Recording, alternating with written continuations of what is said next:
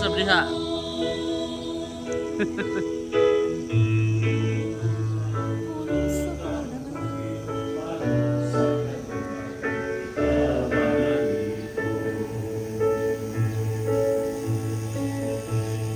Salamat sa Diyos na atong amahan, sa grasya kita iyang ginasahan.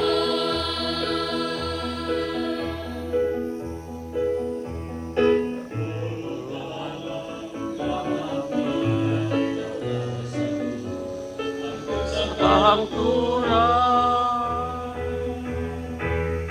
Ang manangayaon, ang tubod, yun ang nabunod, ang tubod ng pagkatunon, maalagaan sa tanang panahon.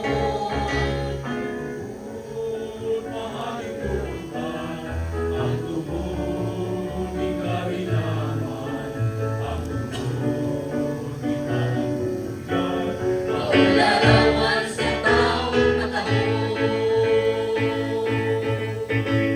Bubugnaw mong tubig sa sungkoy ning tubod, tinugda sa kinabuhi na idarday nining lungsod.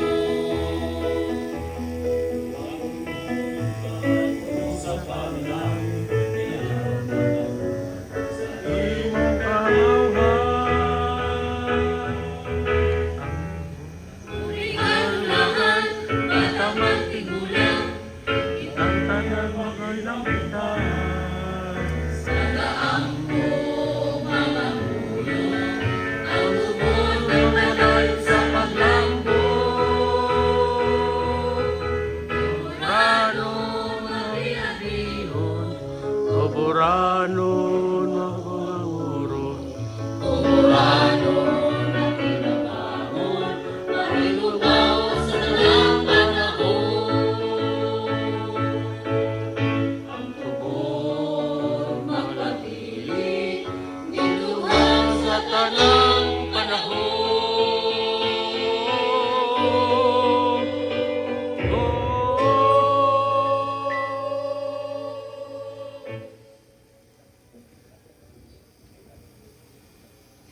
Manatili pa ring tumayo at ating tunghayan ang pagpasok sa mga gawad ng kulay at ito'y susundan sa paglalahad ng kahulugan ng watawat sa pangunguna ni Kagalang-galang Porfirio R. Alak.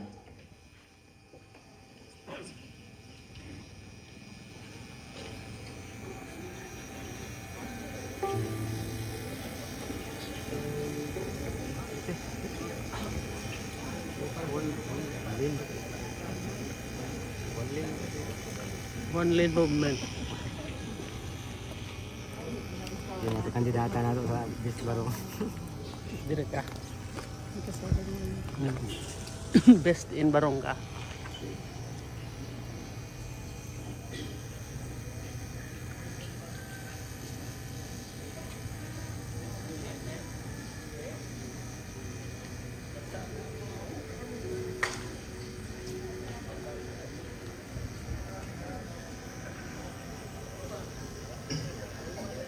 Ating pagpupugay, higit sa lahat sa ating Panginoong Jesucristo, sa kalayaang tinatamasa natin ngayon.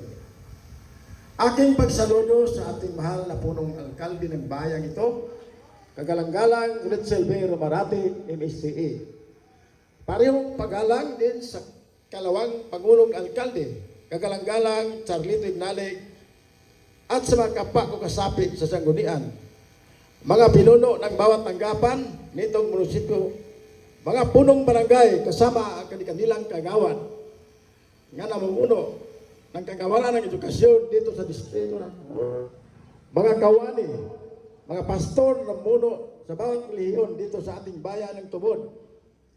Aming iyangalang ng Kuna Paroko, Reverend Father Rudy Ibali, MEC. Mga bisita at sa ating lahat na nandito dito, mapalayang umaga po sa ating lahat. Ang watawat ay isang sagisag o simbolo sa kadalasang ginagamit upang kumakatawan sa isang bansa, teritoryo o organisasyon. Ito ay karaniwang binubuo ng mga kulay, simbolo sa at desisyon na nagpapahayag ng mga halaga, tradisyon at identidad ng lugar o grupo na kumakatawan dito. Ang pag-aaral ng mga watawat ay tinawag na vexillology. Ang bawat elemento ng watawat tulad ng kulay, mga simbolo at hugis ay maaaring magkakaroon ng simbolikong kahulugan. Halimbawa, ang kulay ng watawat maaaring magpahiwatig ang mga katangian ng bansa gaya ng pagkakaisa, kalayaan o kabanalan. Ang mga simbolo naman ay maaaring kumakatawan sa mga pangunahing prinsipyo, kasaysayan o mga mahalagang simbolo kultura ng bansa.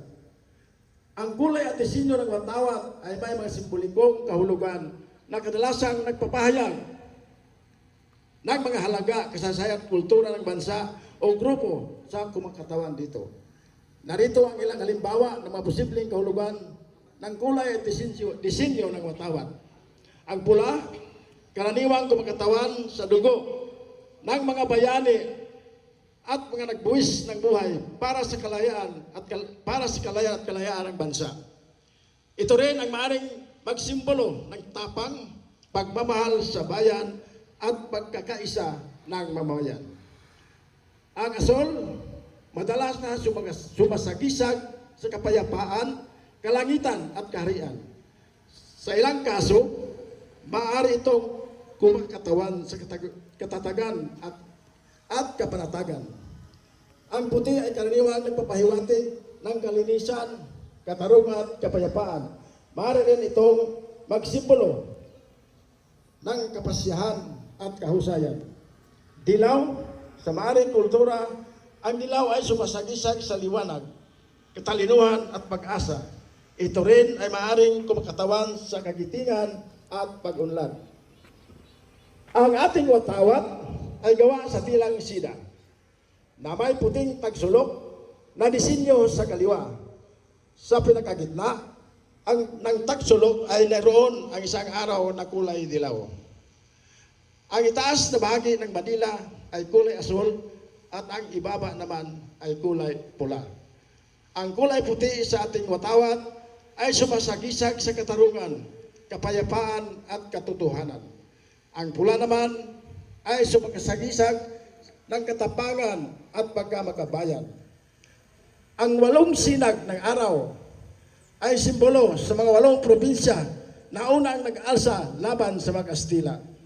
Ang mga probinsyang ito ay ang Maynila, Bulacan, Cavite, Pampanga, Bataan, Laguna, Batangas at Nueva Ecija. Ang 3 bituin naman ay sumimbolo sa 3 malaking isla ng Pilipinas, ang Luzon, Visayas at Mindanao.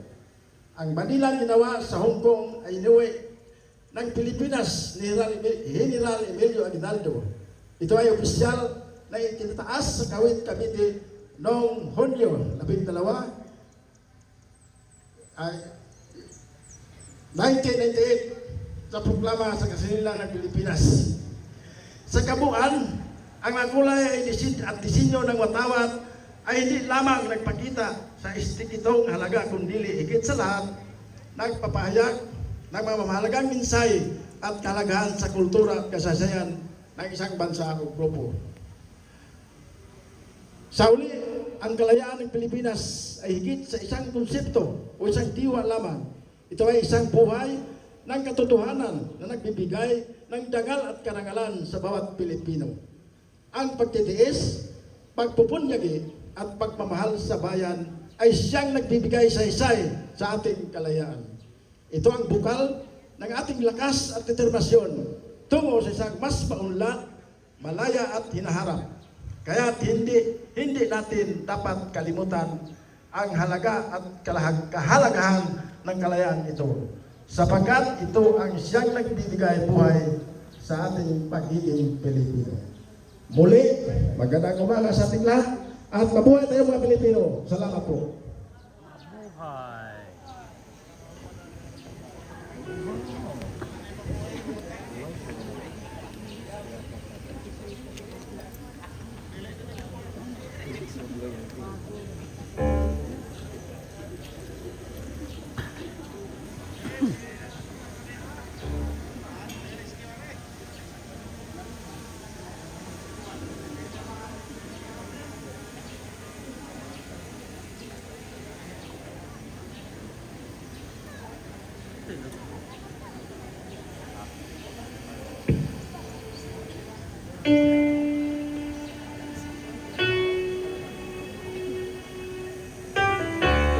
Inaanyahan ko po ang lahat na pwede po